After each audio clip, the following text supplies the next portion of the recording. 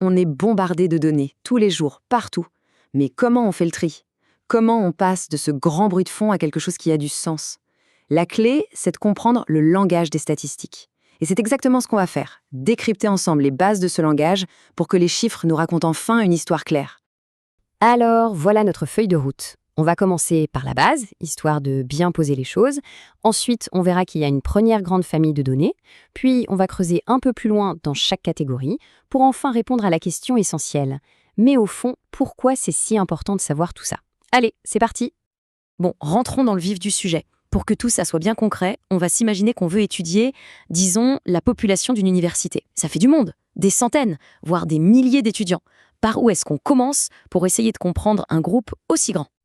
Bah oui, on peut pas tout regarder en même temps, c'est impossible. Il faut donc choisir des critères, des caractéristiques précises à observer. On pourrait s'intéresser par exemple aux gens des étudiants, à leur âge, à leur taille, ou bien à la filière dans laquelle ils sont inscrits. Chaque critère, c'est comme une porte d'entrée différente pour analyser la population. Et c'est là que le vrai travail commence. Comment on organise toutes ces informations? Et c'est justement là qu'on tombe sur la première et franchement la plus importante distinction qu'on fait en statistique. Toutes les informations qu'on pourrait récolter, elles se rangent en fait dans deux très grandes familles. La question de base, elle est finalement assez simple. Pour décrire notre groupe d'étudiants, est-ce qu'on va utiliser des chiffres sur lesquels on peut faire des calculs comme des moyennes, ou est-ce qu'on va plutôt utiliser des étiquettes pour les classer dans des groupes? Et la réponse, la voilà. D'un côté, on a le qualitatif. Ce sont des qualités, des catégories. La filière d'un étudiant, son genre. On ne peut pas calculer la moyenne des filières. Ça n'a aucun sens. Et de l'autre côté, on a le quantitatif. Là, on est dans le monde des chiffres, des choses qu'on peut mesurer et calculer. L'âge moyen, la taille maximale. Là, ça marche. Bon, maintenant, un peu de vocabulaire, c'est important pour se comprendre. En statistique, quand on parle d'un critère qualitatif, comme le genre, on appelle ça un caractère. Et les différentes catégories possibles, par exemple féminin ou masculin, on les appelle les modalités. C'est un peu le jargon de base à connaître. Et logiquement, de l'autre côté, du côté des chiffres, le vocabulaire change un peu. Un critère qu'on peut quantifier, comme l'âge, ça s'appelle une variable. Et chaque chiffre que cette variable peut prendre, que ce soit 18 ans, 20 ans ou 22 ans, on appelle ça tout simplement une valeur. Donc on a caractère et modalité d'un côté, variable et valeur de l'autre. Et cet exemple, il rend tout ça très très concret. On a notre population de 650 étudiants. Le caractère qu'on étudie ici, c'est le genre. Les modalités, ce sont féminin et masculin. Et pour chaque modalité, on peut compter combien il y a de personnes. C'est simple, c'est clair et c'est bien structuré. Ok, on a bien compris le principe du qualitatif. Mais on peut aller encore un peu plus loin. Une fois qu'on a nos catégories, nos fameuses modalités, est-ce qu'on peut encore les affiner? Eh bien oui.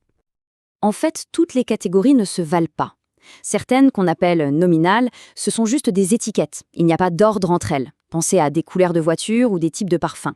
Le bleu n'est pas plus grand que le rouge. Et puis, il y a les catégories ordinales. Là, il y a un ordre logique. Un niveau de satisfaction très bon et clairement au-dessus de moyen. L'exemple typique, c'est le questionnaire de satisfaction. On a une échelle qui va de nulle à excellente. C'est un cas d'école de modalité ordinale. La hiérarchie est évidente, on peut classer les réponses.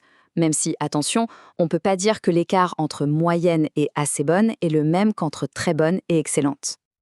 Ok, ça a l'air simple. Mais attention, petit piège. Qu'est-ce qu'on fait des tailles de vêtements? S, M, L.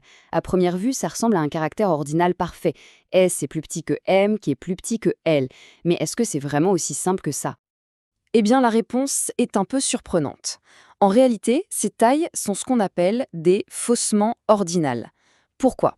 Parce que derrière chaque lettre, S, M, L, se cache en fait une mesure bien réelle, un intervalle de centimètres. Ces lettres ne sont que des étiquettes bien pratiques pour regrouper de vrais chiffres.